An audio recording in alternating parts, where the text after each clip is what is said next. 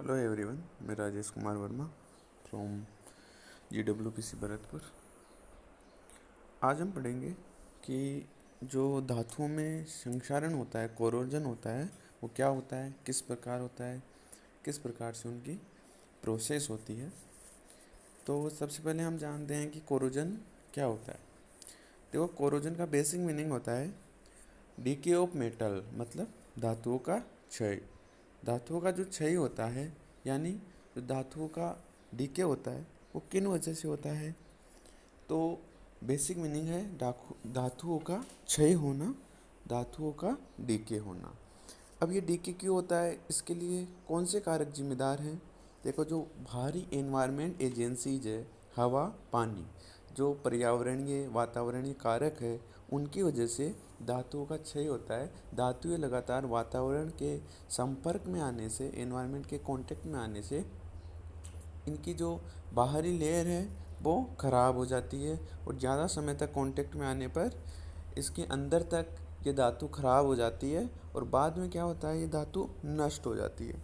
जिस प्रकार हम मेटलर्जी में धातु शोधन में देखते हैं, प्योरीफिकेशन ऑफ द मेटल्स में क्या देखते हैं, जब ओर होता है, अयस्क होता है, तो एकदम इम्प्योर स्टेज में होता है, अशुद्ध अवस्था में होता है। बाद में इसको शुद्ध करके अधिकतम शुद्ध अवस्था में लाया जाता है डिफरेंट प्रोसेस के द्वारा।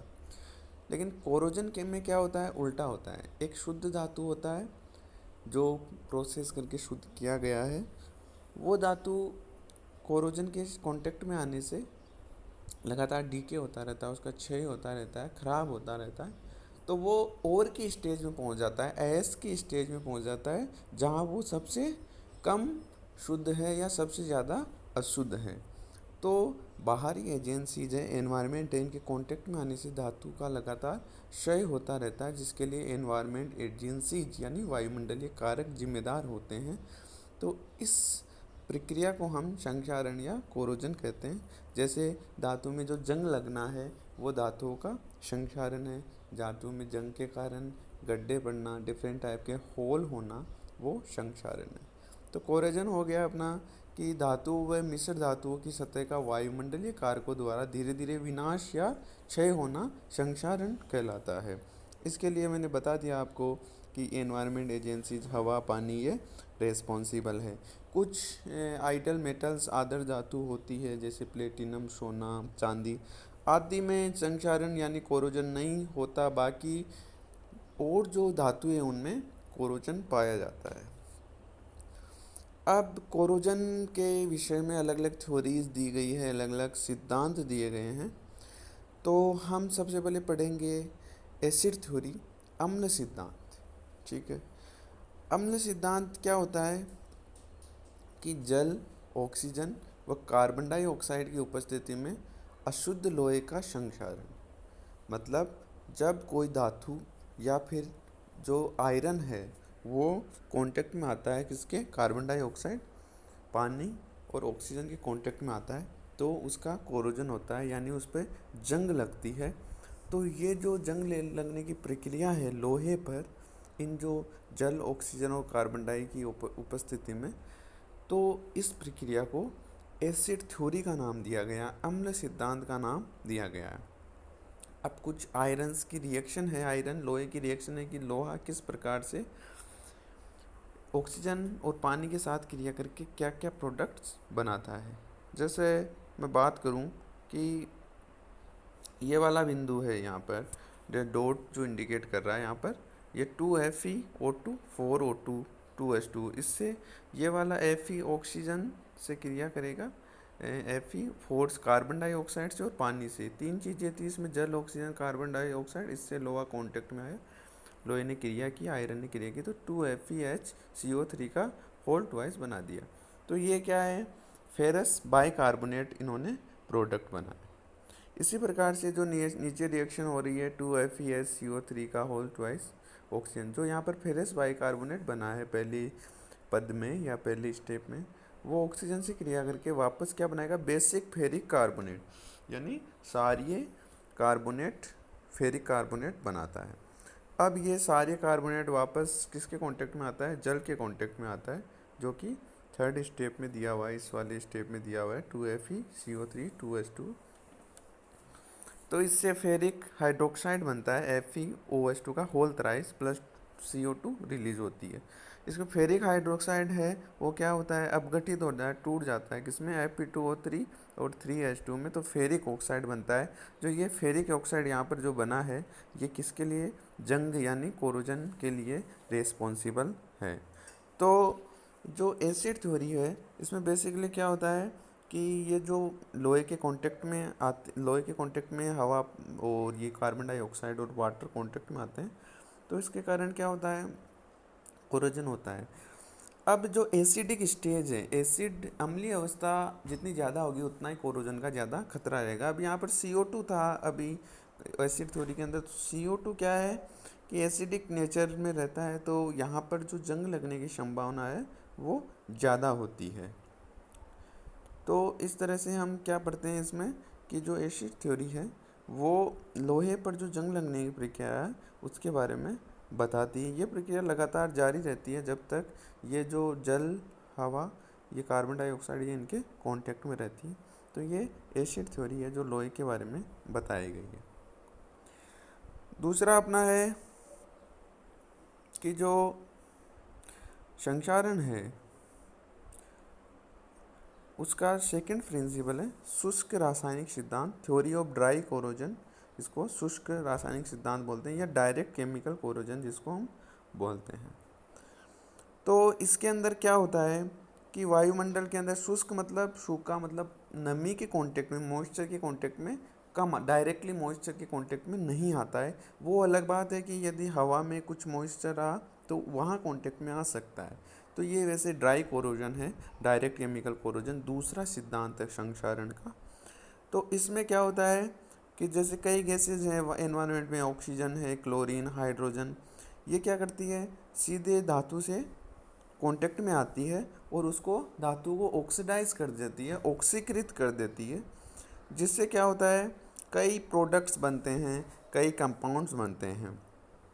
अब उन कंपाउंड में क्या होता है कि वो कोरोजन के लिए रेस्पॉन्सिबल होते हैं। तो वायुमंडल में क्या होता है कि यदि ऑक्सीजन, कार्बन डाइऑक्साइड और जो नमी है इनकी उपस्थिति ज़्यादा हो, या फिर कोई भी धातु इन तीनों चीज़ों के कांटेक्ट में ज़्यादा आए, तो वो क्या करती है, कोरोजन, उस धातु पर कोरोजन का प्रभाव पड़ता रहता है, वो धातु लगातार खराब होती रहती है। लगातार कांटेक्ट में रहेगी तो संक्षारण की दर अत्यधिक होगी। अब जैसे मान लो कि द्रव अगर मान लो डायरेक्टली लिक्विड कांटेक्ट में है तो वो और अधिक संक्षारित होगी, या मतलब कोरोजन उसमें अधिक होगा। जैसे ये डायग्राम के जरिए बताया गया है कि एक धातु है, ये एक मेटल दिया हुआ है, ठीक है। अब ये मेटल यहाँ पर दिया हुआ है, इसमें बाहर देखो ऑक्सीजन के कांटेक्ट में आ रहा है, और इस धातु के बाहर की तरफ जो है एक लेयर बन गई, एक लेयर जो यहाँ पर दिख रही है मेटल ऑक्साइड लेयर। तो ये जो लेयर है, मेटल ऑक्साइड जो लेयर है, ये क्या है, इस कोरोजन को बढ़ा रही है। ये बाहरी एजेंसी के कांटेक्ट में आके जो धातु का सरफेस है वो एक लेयर बना लेता है, जो कि अगर वो लेयर ज़्यादा दिन तक नहीं हटती है तो धातु लगातार खराब होती रहती है। तो कुछ धातुओं के जो, मतलब ये जो लेयर बनती है वो इतनी बन जाती है कि धातु का जो वास्तविक आयतन होता है, वास्तविक साइज होता है, उसको भी ये बढ़ा देते हैं। तो शुष्क जो रासायनिक सिद्धांत है इसमें बेसिकली हम हवा को लेते हैं कि हवा के कांटेक्ट में आने से क्या होता है, इसमें धातु में कोरोजन होता है। हवा में क्या होता है, नमी भी हो सकती है, लेकिन डायरेक्टली कांटेक्ट में हवा रहता है, डायरेक्टली कांटेक्ट में कोई भी लिक्विड नहीं रहता है। तो जो ये सिद्धांत था अपना, इसमें बेसिकली अपने को ध्यान रखना है कि ये जो धातु है ये बाहरी एजेंसी कांटेक्ट में आके बाहर सरफेस पर एक लेयर बना लेता है, जो मेटल ऑक्साइड लेयर होता है, धातु ऑक्साइड लेयर होता है। बाहर जो हवा होती है या फिर गैसेज होती है उनसे क्रिया करके धातुओं के ऑक्साइड बनाता है, और जिससे क्या होता है कि धातुओं का कोरोजन होता है, धातुओं का नुकसान होता है, वो अपनी प्रारंभिक अवस्था है, मूल अवस्था है, उसको खो देती है। ठीक है, ये दूसरा सिद्धांत है अपना। तीसरा है संक्षारण का विद्युत रासायनिक सिद्धांत या नम संक्षारण। वो देखो ऊपर वाला जो सिद्धांत था वो ड्राई कोरोजन प्रिंसिपल यानी थ्योरी थी, और ये वेट कोरोजन थ्योरी है। इसको थ्योरी ऑफ इलेक्ट्रो, तीसरा है संक्षारण का विद्युत रासायनिक सिद्धांत, थ्योरी ऑफ इलेक्ट्रोकेमिकल और वेट कोरोजन। देखो, विद्युत रासायनिक सिद्धांत पढ़ने से पहले एक बात आप हमेशा याद रख लो कि यहाँ पर एनोड और कैथोड का बहुत अधिक उपयोग आएगा। एनोड और कैथोड होता क्या है, देखो दो इलेक्ट्रोड होते हैं, जिस इलेक्ट्रोड पर इलेक्ट्रॉन त्यागे जाते हैं यानी इलेक्ट्रॉन रिलीज़ किए जाते हैं वो अपना एनोड होगा, और जिस इलेक्ट्रोड पर इलेक्ट्रॉन ग्रहण किए जाते हैं यानी गेन किए जाते हैं वो अपना कैथोड होगा। जहाँ एनोड होगा वहाँ ऑक्सीकरण होगा यानी ऑक्सीडेशन होगा, और जहाँ कैथोड होगा वहाँ रिडक्शन होगा, अपचयन होगा। ये बात आपको हमेशा याद रखनी है जब हम विद्युत रासायनिक सिद्धांत या वेट कोरोजन या इलेक्ट्रोकेमिकल प्रिंसिपल पढ़ते हैं। तो एनोड पर इलेक्ट्रॉन रिलीज किए जाते हैं, कैथोड पर इलेक्ट्रॉन गेन किए जाते हैं। तो जो संक्षारण का विद्युत रासायनिक सिद्धांत है इसके लिए कुछ आवश्यक शर्तें हैं, जैसे इलेक्ट्रोलाइट शुड बी प्रेजेंट। यहाँ पर जो विद्युत अपघट्य है वो अवश्य उपस्थित होना चाहिए, और जो इलेक्ट्रोड होंगे जैसे एनोड कैथोड होंगे उनके बीच में पोटेंशियल डिफरेंस यानी विभवांतर उत्पन्न होता है। ठीक है, जो कैथोड और एनोड है उन दोनों के बीच में विभवांतर उत्पन्न होता है, और इसमें क्या है, धारा प्रवाहित होती रहनी चाहिए। जो कैथोड हैं एनोड हैं उनके बीच में, इलेक्ट्रोड्स के बीच में धारा का प्रवाहित यानी फ्लो कंटिन्यू बना रहना चाहिए, ये इसके लिए आवश्यक शर्तें हैं। अब जो विद्युत रासायनिक सिद्धांत इलेक्ट्रोकेमिकल जो थ्योरी है उसके अंदर दो टाइप की रिएक्शन होती है, एनोडीय अभिक्रिया। ठीक है, एनोडिक रिएक्शन बोलते हैं इसको हम। तो एनोड पर मैंने आपको बताया कि एनोड पर हमेशा ऑक्सीकरण होगा, ऑक्सीडेशन होगा, यहाँ पर इलेक्ट्रॉन हमेशा रिलीज़ किए जाएंगे, त्यागे जाएंगे। अब जैसे मान लो कि ये वाला है, ये रिएक्शन आप देख रहे हो, एम मतलब मेटल है, यहाँ पर एनोड पर ऑक्सीजन होता है, ये इलेक्ट्रॉन त्यागेगा तो एम प्लस एम चार्ज आ गया, मतलब यहाँ पर इलेक्ट्रॉन रिलीज हो गए, प्लस जो इलेक्ट्रॉन त्याग दिए हैं एम ई माइनस दो रिलीज कर दिए वो आ गए यहाँ। ठीक है, नेक्स्ट जैसे लोहा है, यहाँ पर दातल मेटल है तो metal F E plus two, मतलब इलेक्ट्रॉन त्याग दिए इसने रिलीज कर दिया तो यहाँ पर पॉजिटिव चार्ज आ गया और 2 इलेक्ट्रॉन रिलीज हो गए। तो एनोड पर हमेशा ऑक्सीकरण होगा और इलेक्ट्रॉन रिलीज होंगे, त्यागे जाएंगे, यानी एनोड पर ऑक्सीकरण होता है। दूसरा है कैथोडिक रिएक्शन।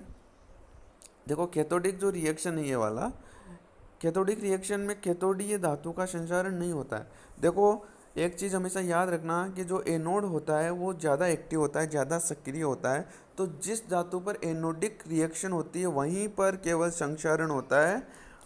जो कैथोडिक रिएक्शन है वो कम एक्टिव होती है, वहाँ पर संचारण नहीं होता है।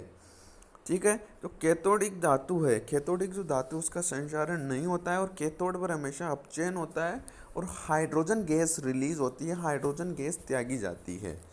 जो ज़्यादा सक्रिय धातु होगा, जो ज़्यादा सक्रिय इलेक्ट्रोड होगा वो एनोड होगा, और जो कम सक्रिय होगा वो कैथोड होगा, क्योंकि एनोड वाला जो भाग है वही हमेशा कोरोसिव रहता है, संचारण का कारण बनता है। कैथोड एक्टिव पार्ट नहीं होता है, सक्रिय कारक नहीं होता है, इसलिए वहाँ पर संचारण यानी कोरोजन नहीं होता है। ठीक है, तो ये चीज़ हमने जानी कि एनोड पर इलेक्ट्रॉन त्यागे जाएंगे, कैथोड पर इलेक्ट्रॉन ग्रहण किए जाएंगे। अब जो कैथोडिक जो रिएक्शन है उस पर क्या होता है कि जो हाइड्रोजन जो गैस है, हाइड्रोजन जो है वो इलेक्ट्रॉन एक्सेप्ट कर लेगा और हाइड्रोजन गैस रिलीज हो जाएगी। और इसके साथ साथ जो कैथोडिक मीडिया है, मीडिया हम एक बार तो एसिडिक मीडिया लेंगे कैथोड रिएक्शन में। एसिडिक मीडिया में क्या होगा, हाइड्रोजन गैस रिलीज होगी, हाइड्रोजन इलेक्ट्रॉन ग्रहण करके हाइड्रोजन गैस रिलीज कर देगा, और हाइड्रोजन आयन जो है वो इलेक्ट्रॉन ग्रहण करके हाइड्रोजन गैस रिलीज कर देगा। इसके साथ दूसरा जो माध्यम है कैथोड के लिए वो उदासीन एवं दुर्बल क्षारीय माध्यम में होता है। ठीक है, यानी जो देखो यहाँ पर देख सकते हो दो मीडियम है कैथोडिक रिएक्शन के लिए। पहला हमने एसिड मीडिया देखा, दूसरा इसमें देखो हाइड्रोजन जो है वो इलेक्ट्रॉन त्याग करके हाइड्रोजन गैस रिलीज कर रहा है। दूसरा जो मीडियम है वो neutral weak and basic medium, मतलब उदासीन एवं दुर्बल क्षार। ये जो मीडिया है यहाँ पर क्या होगा, ऑक्सीजन पानी के साथ रिएक्शन करेगी और इलेक्ट्रॉन ग्रहण कर लेगी, जिससे 4OH- ये यहाँ पर OH- जो आयन है वो बन जाएगा। इस डायग्राम के जरिए आप देख सकते हो, ये जो डायग्राम है ये पूरा जो अपना प्रिंसिपल है इलेक्ट्रोकेमिकल, वहाँ पर देखो ये एक यहाँ पर सेल दिखाया हुआ है संक्षारण का। देखो ऊपर इलेक्ट्रोलाइट भरा हुआ है, यहाँ पर इलेक्ट्रोलाइट भरा हुआ है मतलब विद्युत अपघट्य भरा हुआ है। ये जो राइट साइड है यहाँ पर रिएक्टिव पार्ट है, सक्रिय पार्ट है जो कोरोजन के लिए रेस्पॉन्सिबल है। कोरोजन के लिए रेस्पॉन्सिबल पार्ट है एनोड। तो जो राइट साइड में ये वाला पार्ट है ये एनोड है, और बाईं तरफ पार्ट है वो कैथोड है, क्योंकि वहाँ कोरोजन नहीं होता है। तो ये लेस रिएक्टिव मेटल है, मतलब कम सक्रिय धातु है जहाँ पर कोरोजन नहीं होता है। तो ये चीज़ आप याद रखना कि एनोड रिएक्टिव पार्ट है और कैथोड कम रिएक्टिव पार्ट है, और कोरोजन के लिए जो एनोड है वो रेस्पॉन्सिबल होता है। तो हमने ये दो मीडियम पढ़े हैं इसके लिए। अब आगे हम पढ़ेंगे कि ये किस प्रकार से जो विद्युत रासायनिक प्रिंसिपल है इसका कोरोजन का, वो किस प्रकार से होता है। तो ये दो टाइप से होता है। एक हो गया अपना गैल्वेनिक कोरोजन, और दूसरा जो नीचे पार्ट है वो है कॉन्सेंट्रेशन सेल कोरोजन। ठीक है। तो गैल्वेनिक कोरोजन में हम क्या करेंगे कि सबसे पहले ये देखते हैं कि होता क्या है। देखो यहाँ पर देखो, हम पार्ट गैल्वेनिक कोरोजन दो टाइप से होता है। तो गैल्वेनिक कोरोजन में क्या होता है, जो दो डिफरेंट टाइप के मेटल यानी दो असमान धातु सीधे कांटेक्ट में आते हैं, और उनके बीच में क्या होता है, सीधे कांटेक्ट में आएंगे या किसी फ्लूइड या लिक्विड, मान लो कोई द्रव है उसके जरिए सीधे कांटेक्ट में रहते हैं। यहाँ पर देखो दो डिफरेंट मेटल है, असमान धातु है, वो आपस में डायरेक्टली कांटेक्ट में रहेंगे या किसी द्रव के जरिए कांटेक्ट में रहेंगे। तो इस प्रकार का जो अरेंजमेंट है, इस प्रकार का जो विन्यास है, उसको हम गैल्वेनिक कोरोजन कहते हैं। देखो यह आपको पता है कि अधिक सक्रिय धातु एनोड की तरह काम करेगा, जहाँ पर आसानी से इलेक्ट्रॉन त्यागे जाते हैं और जहाँ पर आसानी से इलेक्ट्रॉन रिलीज किए जाते हैं, वो संक्षारण के लिए, कोरोजन के लिए रेस्पॉन्सिबल पार्ट होता है। और जो कैथोड है वो कम सक्रिय यानी लेस रिएक्टिव पार्ट होगा, वहाँ पर इलेक्ट्रॉन ग्रहण किए जाते हैं और वो कोरोजन का पार्ट नहीं होता है। तो जो जलीय विलयन होते हैं सॉल्यूशंस होते हैं, उनमें लगातार इलेक्ट्रॉन त्यागने के कारण जो एक विभवांतर पोटेंशियल डिफरेंस क्रिएट होता है। जैसे मैं यहाँ पर बात करूँ, आपको ये सेल दिखाई दे रहा है आपको, तो ये वाला जो सेल है इस पे दो पार्ट हैं, एक एनोड है एक कैथोड है। या यहाँ पर देख लो एनोड कैथोड है, यहाँ पर इलेक्ट्रॉन त्यागे और ग्रहण किए जाते हैं। तो इन दोनों इलेक्ट्रोड के बीच में क्या होता है, एक विभवांतर उत्पन्न हो जाता है। तो उस विभवांतर यानी पोटेंशियल डिफरेंस को हम बोलते हैं इलेक्ट्रोड विभव। जो इलेक्ट्रोड विभव है उसका मान हम प्रैक्टिकली ज्ञात करते हैं, लेकिन ये एक चीज़ याद रखना, जो इलेक्ट्रोड पोटेंशियल है, इलेक्ट्रोड विभव है, वो जिस धातु के लिए मान जिसका ज़्यादा होगा वो धातु उतना ही रिएक्टिव होगा। यहाँ पर क्या है कि धातुओं की एक लिस्ट बनाई हुई है, जिसके अंदर सबसे ऊपर उन धातुओं को रखा गया है जो सबसे ज़्यादा इलेक्ट्रोड विभव का मान रखती है। जो इलेक्ट्रोड विभव का मान ज़्यादा रखती है वो ज़्यादा एक्टिव होगी, और जो ज़्यादा एक्टिव होगी वो एनोड का काम करेगा, और जो एनोड का काम करेगा वो कोरोजन के लिए रेस्पॉन्सिबल होगा। कहीं भी अपने को दो धातु यदि दे दी तो हमें जो टेबल देखनी है इलेक्ट्रोड विभव के मान की, इलेक्ट्रोड पोटेंशियल के मान की, दो धातुओं में जिसका भी मान ज़्यादा होगा वो एनोड की तरह काम करेगा, जिसका मान कम होगा वो कैथोड की तरह काम करेगा। तो हमें ध्यान रखना है कि कहीं भी हम एनोड और कैथोड किस प्रकार से बताएंगे कि कौन सी धातु एनोड है कौन सी धातु कैथोड है। हम टेबल देखेंगे इलेक्ट्रोड्स वैल्यू की, इलेक्ट्रोड विभव के मान की, जो धातु ऊपर आ रही है टेबल में वो एनोड होगी, जो धातु नीचे आ रही है नंबर में वो कैथोड होगी। तो जिस धातु के लिए इलेक्ट्रोड विभव यानी इलेक्ट्रोड पोटेंशियल का मान ज़्यादा होगा वो एनोड होगी, और इलेक्ट्रोड पोटेंशियल का मान कम होगा वो कैथोड होगी। तो यहाँ पर देखो कोई भी धातु हम ले सकते हैं। तो मैं ले रहा हूँ यहाँ पर देखो जिंक, यहाँ पर जिंक और कॉपर ले रहा हूँ, एक डेनियन सेल ले रहा हूँ। इन दोनों को छड़ों को डुबाया गया है। अब हम जब देखते हैं लिस्ट में या फिर टेबल में, तो हम पाते हैं कि जिंक है वो टेबल में ऊपर आता है कॉपर से। किसकी टेबल में? इलेक्ट्रोड का जो मान है, इलेक्ट्रोड विभव का जो मान है, उसकी टेबल में जिंक ऊपर आता है, कॉपर नीचे आता है। जिंक धातु के लिए इलेक्ट्रोड विभव का मान ज़्यादा होता है और कॉपर धातु का मान कम होता है। तो जिंक को क्या है कि हम एनोड लेंगे और कॉपर को कैथोड लेंगे। तो जहाँ जिंक एनोड है वहाँ पर इलेक्ट्रॉन त्यागे जाएंगे और कैथोड पर इलेक्ट्रॉन ग्रहण किए जाएंगे। तो जिंक है यहाँ पर इलेक्ट्रॉन जो रिलीज किए हैं Zn+2 यहाँ पर देख सकते हो आप कि जो एनोड है वहाँ पर इलेक्ट्रॉन Zn+2 एनोड है, यहाँ पर इलेक्ट्रॉन ग्रहण रिलीज करे जा रहे हैं। ठीक है। और जो नीचे है कि जिंक है वो किसकी तरह काम कर रहा है? वो एनोड की तरह काम कर रहा है। यहाँ पर क्या हो रहा है कि जो इलेक्ट्रॉन है वो ग्रहण किए जा रहे हैं, यानी गेन किए जा रहे हैं यहाँ पर, तो H2 गैस रिलीज हो रही है। तो ये जिंक कॉपर का डेनियन सेल था, जिसकी सहायता से हमने समझा कि एनोड कैथोड किस तरह से होता है। उसके बाद हम देखते हैं नेक्स्ट पॉइंट इसी का कि सांद्रता सेल, इसका बी पॉइंट देखते हैं। सांद्रता सेल संक्षारण, कॉन्सेंट्रेशन सेल कोरोजन। देखो जो गैल्वेनिक कोरोजन था उसमें हमने क्या किया था कि दो असमान धातु लिए थे। यहाँ पर हमने देखा कि असमान डिफरेंट मेटल लिए थे। अब जो कॉन्सेंट्रेशन सेल कोरोजन होगा उसके अंदर क्या करेंगे हम? धातु तो एक ही लेंगे लेकिन दोनों को अलग अलग इलेक्ट्रोलाइट्स में डुबो देंगे, अलग अलग विद्युत अपघट्यों में डुबो देंगे। देखो यहाँ पर देखो सांद्रता सेल संक्षारण है, एक ही धातु की दो छड़ों को, दो रोड को हम क्या करते हैं? अलग अलग विद्युत अपघट्यों यानी इलेक्ट्रोलाइट्स में डुबो देते हैं। जैसे यहाँ पर हम देख सकते हैं कि यहाँ इस जगह दो धातु के मेटल्स हैं, उनको अलग अलग इलेक्ट्रोलाइट्स में हमने डुबोया है। ठीक है। अलग अलग इलेक्ट्रोलाइट्स में हमने, यहाँ पर आप देख सकते हो ये जो धातु है यहाँ पर दो डाइल्यूट सॉल्यूशन, हमने दो सॉल्यूशन लिए हैं, एक कॉन्सेंट्रेशन सॉल्यूशन, एक डाइल्यूट सॉल्यूशन। एक मतलब ओरिजिनल सॉल्यूशन किसी भी एसिड या बेस का, सॉरी इलेक्ट्रोलाइट्स का, और दूसरा हमने क्या लिया है? दूसरा हमने ले लिया इसको कॉन्सेंट्रेशन सॉल्यूशन, यानी बिल्कुल प्योर सॉल्यूशन। तो इधर ये वाला डाइल्यूट सॉल्यूशन है, ये कॉन्सेंट्रेशन सॉल्यूशन है। ठीक है।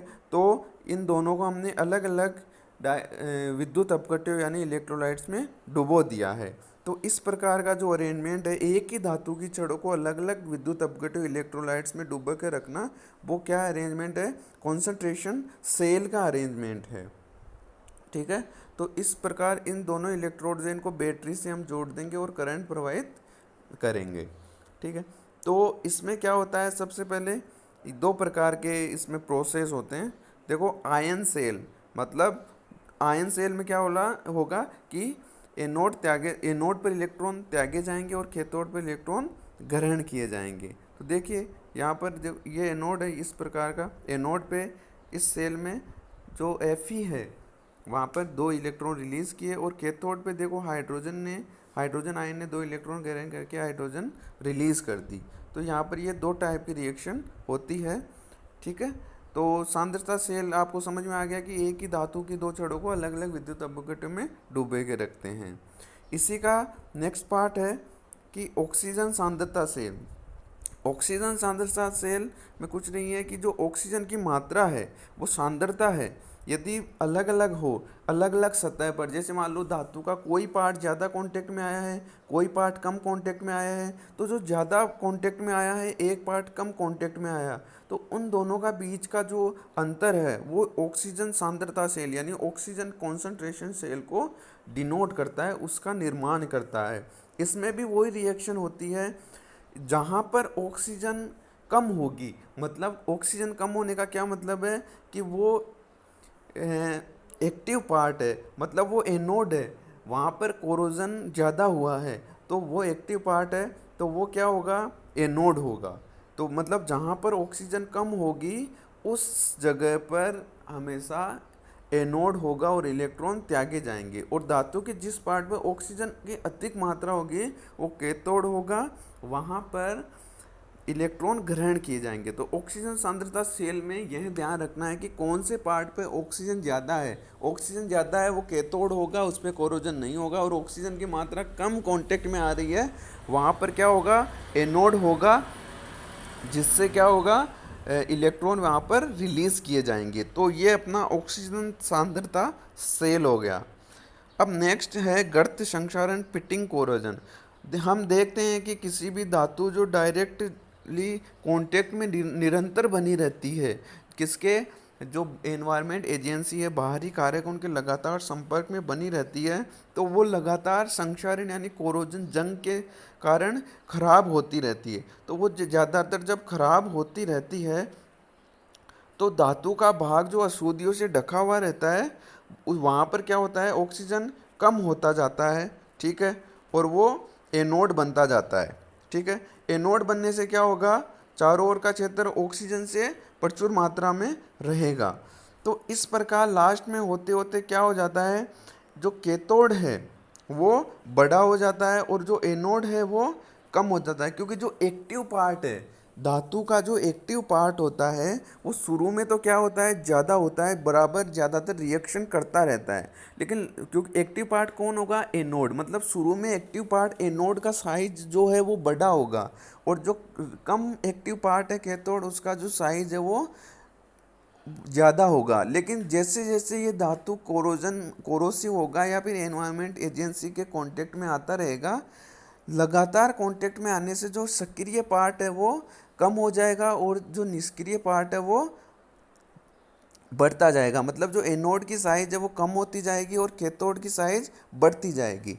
इस प्रकार की प्रक्रिया होने से धातु में क्या है कि छोटे छोटे होल बन जाते हैं, छोटे छोटे गर्त बन जाते हैं, छोटे छोटे छेद बन जाते हैं गर्त संक्षारण के अंदर। तो इस प्रकार छोटे छोटे होल और जो गड्ढे हैं उनका बनना क्या कहलाता है, पिटिंग कोरोजन कहलाता है, गर्त संक्षारण कहलाता है। तो जब एनोड और कैथोड पे, एनोड पे रिएक्शन बढ़ती जाती है, वो लास्ट में क्या होता है कि एनोड रिएक्शन मतलब काफ़ी धीमी हो जाती है और पूरा जो धातु है वो कोरोजन के संपर्क में आ जाता है। इस स्थिति में छोटे छोटे वो होल बन जाते हैं, उनको क्या बोलते हैं, गर्त संक्षारण बोलते हैं, पिटिंग कोरोजन बोलते हैं।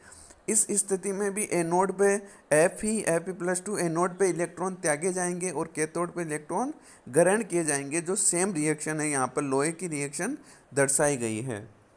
तो गर्त संक्षारण में आपको यही ध्यान रखना है कि यहाँ पर शुरू में क्या है, एनोड रिएक्टिव पार्ट है, वो लगातार क्रिया करता रहेगा, एक बड़े पार्ट होता है, और कैथोड छोटा पार्ट होता है, वो कोरोजन का शिकार नहीं होता है। लेकिन धीरे धीरे एनोड जब रिएक्शन कंप्लीट होने लगती है, मतलब ज़्यादातर पार्ट जो है वो कोरोजन के संपर्क में आ जाता है, तो कैथोड का जो हिस्सा है वो बड़ा बन जाता है और एनोड छोटा बन जाता है, छोटे गड्ढे बन जाते हैं, होल्स बन जाते हैं। तो इस प्रक्रिया, धातु पर जो होल और ये पिट बनते हैं, इनको हम गर्त संक्षारण, पिटिंग कोरोजन कहते हैं। ठीक है, नेक्स्ट क्लास में हम पढ़ेंगे कि ये किस प्रकार से हम कोरोजन को रोक सकते हैं। Okay, thank you.